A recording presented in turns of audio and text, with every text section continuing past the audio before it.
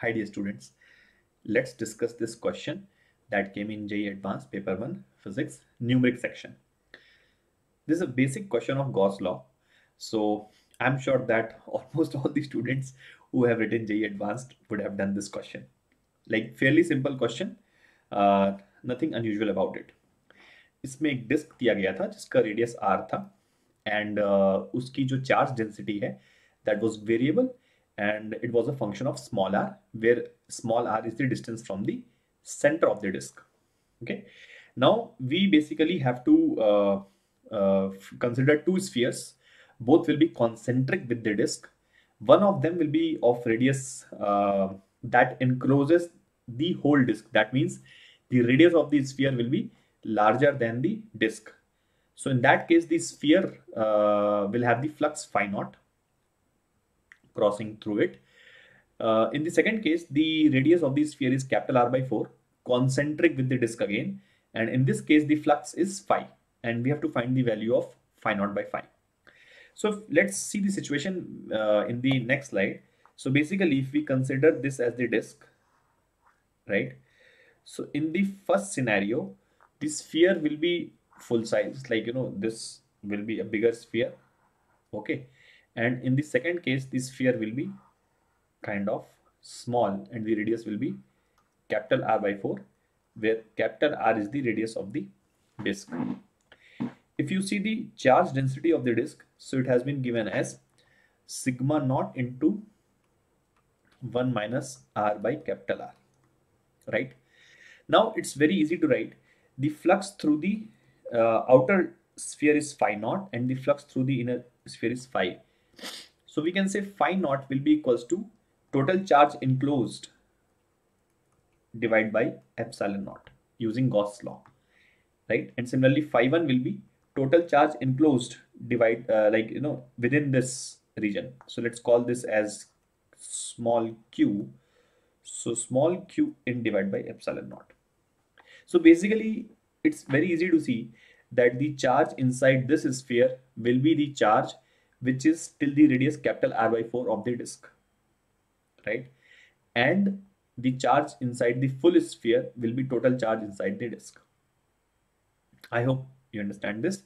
So very easy. If we want to find the total charge which is up till the radius small r. So suppose we consider this, I am drawing this disk again, okay, and I want to find the charge which is till this radius, that means till small r. So we can again write the charge in this ring. Okay, that means this ring, okay, which is of radius small r. So the charge dq will be equals to 2 pi r dr into sigma of this ring, which we can say is sigma naught into 1 minus small r by capital R, right? And very easily we can integrate from 0 say small r, and this will be 0 say q. So this will become sigma naught will go outside, 2 will go outside, pi will go outside. So this will become r dr minus r square by capital R. So r dr when integrated will become r square by 2, limits from 0 say r, minus r square dr by r. So that means it will become 1 by r. R square dr when integrated will become r cube by 3, limits 0 say small r. Okay, so basically charge becomes 2 sigma naught pi into r square by 2 minus r cube by 3r. This is the charge as a function of small r. Now very easily, if we want to find the value of q in, that means the total charge inside the total charge on the disk, then it will be just we can put small r as capital R over here. So we get 2 sigma naught pi into r square by 2 minus r cube by 3r. So this becomes r square by 2 minus r square by 3. So that will become r square by 6. When multiplied by 2 will become r square by 3. This becomes sigma naught pi r square by 3, right? And if we want to find the charge on this disk, which is up till the radius capital R by 4, so we just need to put here capital R by 4. So let's do the calculation on the next slide. So Q will become 2 sigma naught pi.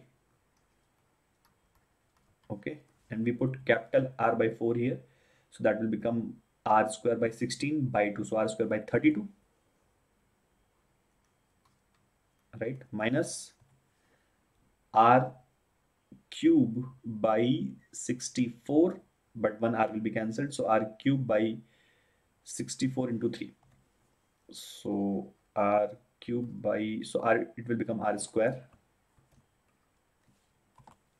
by 64 into 3. 64 into 3 is 192. Okay, let it be 64 into 3 only.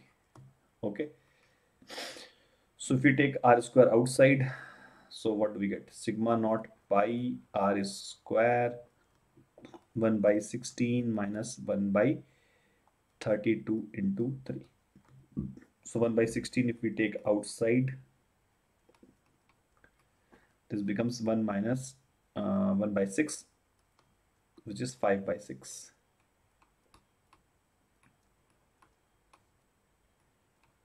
66 and 96. So this is the total charge in the sphere of radius R by 4. Now we just need to take the ratio. So phi naught by phi 1 will be is equals to capital Q upon small q, which is Q1, I guess we have said, right? So small q. Okay, this was a small q. So just putting the values, if you see, then sigma naught pi will get cancelled, R square will get cancelled, so here 1 by 3 will be left. Okay, and here 5 by 96 will be left. So overall this becomes 32 by 5, which is 6.4, and this was the answer. 32 by 5, this means 6.40 was the answer.